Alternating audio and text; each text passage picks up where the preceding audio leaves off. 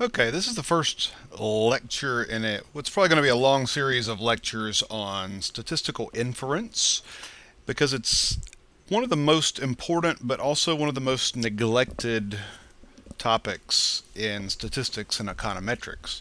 Now, I don't mean to say that people don't cover it, but most students coming out of a statistics or econometrics class don't really know what it means when they say that something is statistically significant or when they reject a null hypothesis. They don't really have a good feeling for what's going on, and so that's one of the things that I always get overly excited about is making sure that you really understand what it is you're doing, why, what it means, what it doesn't mean. So this first lecture I'm just going to devote to the normal distribution because 99.9% of all statistical inference begins with the fact that something is normally distributed, or that assumption is there somewhere, almost all the time.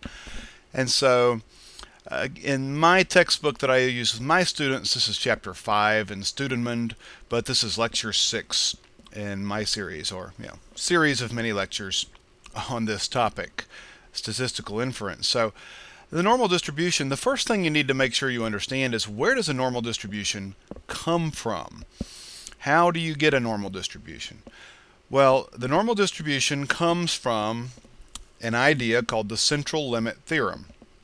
The central limit theorem says, very simply, that if you take a lot of random numbers, independently generated random numbers, take n of them, and it doesn't matter what distribution these numbers come from.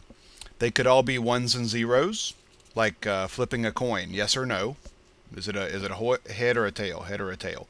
Male or female? So you add up ones for females, zeros otherwise. Or it could be rolling a 6-sided die or a 20-sided die. Or you could be dealing cards and counting how many queens you have. It doesn't matter what the random process is, as long as each process is independent. Each time you take a sample and you come up with a number, as long as those are independently generated numbers, then when you add them up, the totals will get closer and closer to showing that they come from a normal distribution as the sample size increases. So if you just have 1 or 2 in your sample, then the total will probably not have a normal distribution, unless you're already selecting from something that has a normal distribution. But as the sample size gets bigger and bigger, how big is big? Well, for most people, 15 to, some people say 15, some people say 30. But the bigger the better. The more numbers you are adding up, then the resulting distribution of the totals will have a normal distribution.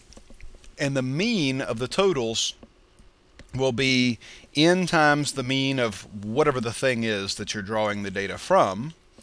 And the variance of the totals will be equal to n times the variance of the individual things, the individual distribution that you're drawing from. And that'll give it a standard deviation of the total of the square root of n times the standard deviation of the individual process that you're generating your data from. And so let me also talk about what sometimes is called the empirical rule. The empirical rule, empirical means when you look at the real world data, what do you normally see? Well, if you're collecting data and it has something like a normal distribution, these figures are exactly from a normal distribution. That if you know the mean and you look one standard deviation above and below the mean, a little more than 2/3, 68.26% of the data will be in that range. Think of a standard deviation as being a common distance that your data is from the middle, the expected value, or the average. So if you're looking at individual data, then it would say that 68% of normally distributed data will be within plus or minus 1 standard deviation. 95.44, about 95% of the data within 2 standard deviations of the average. 2 of these common distances, and almost all of your data, 99.72%, should be within plus or minus 3 standard deviations of the mean. This is why sometimes people will call any observation that is more than 3 standard deviations away from the average an outlier. So let's look at some normal distributions to get a feeling for what we're talking about. Now, this is a histogram of all of the, I believe this is math. Yeah, this is everyone who took the math SAT in the United States, I believe in the year 2006. And I just took all the numbers of how many people scored 200, 210, 220, 230, etc.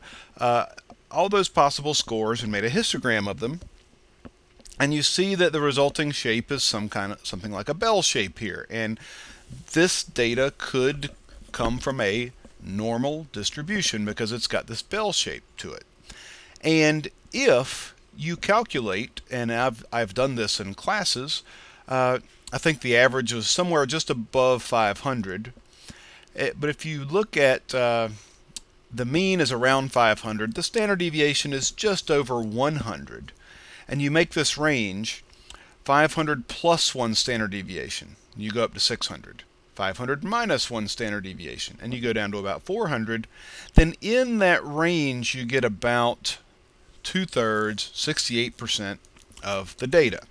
I know 2/3 is 66.66%, but a normal distribution, it should be about 68%. Some people approximate that as saying about 2/3. So that's looking at one normal distribution. Now let's look at a lot of random histograms that I just keep around to show people. Here's a histogram of the number of sunspots per year. Definitely not normally distributed. Doesn't have that bell shape. Here is the temperatures in some British town. Doesn't have the bell shape. It looks more like a square, maybe like a uniform distribution.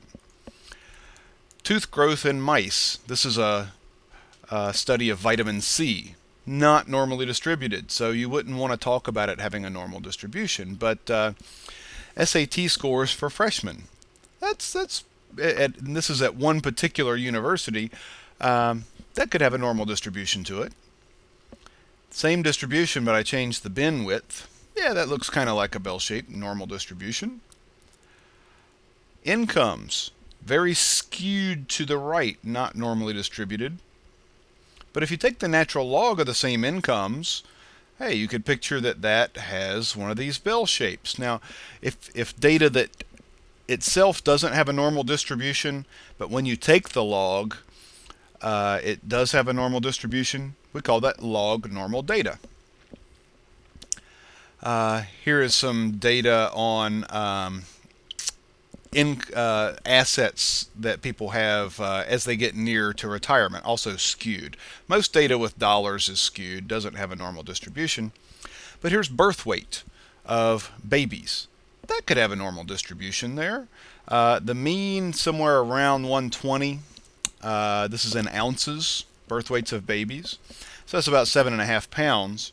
And the standard deviation somewhere around 16 ounces if I remember right, so about a pound. I think it might be a little less than a pound.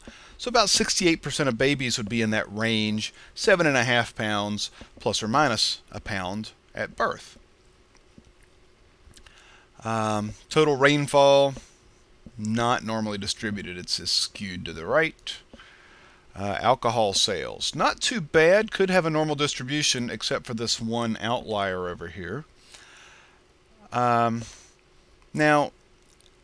this is a sum. At my university, we use a 9-digit number for student IDs. It's not social security numbers. What I did in class one day is had all my students add up the numbers to see what happened. Now, as it turned out, about 10% of the numbers were ones, 10% were zeros, 10% were twos. And so that would be a uniform distribution of the individual digits. But when you add them up, you start to invoke that central limit theorem, and you start to see something that looks more like a bell shape here. So this is a histogram of the sum of those digits. Now, this doesn't look really great like a bell shape, because we're only adding up 9 digits. So if you wanted to get a more bell-shaped normal distribution, you'd need to add up more than 9 digits. The standard recommendation is at least 15, and probably a minimum of 30 is usually good. Now, when it comes to being normally distributed, let's look at a couple different ones. This is the age difference between men and women when they get married. And you might say this could be normally distributed, but it's actually way too pointy, which we call kurtosis. And let me show you about kurtosis here real quickly, because people talk about kurtosis quite a bit. Positive kurtosis means it's very pointy, and negative kurtosis means it's very flat. The black in the middle has zero kurtosis, and that's a normal distribution.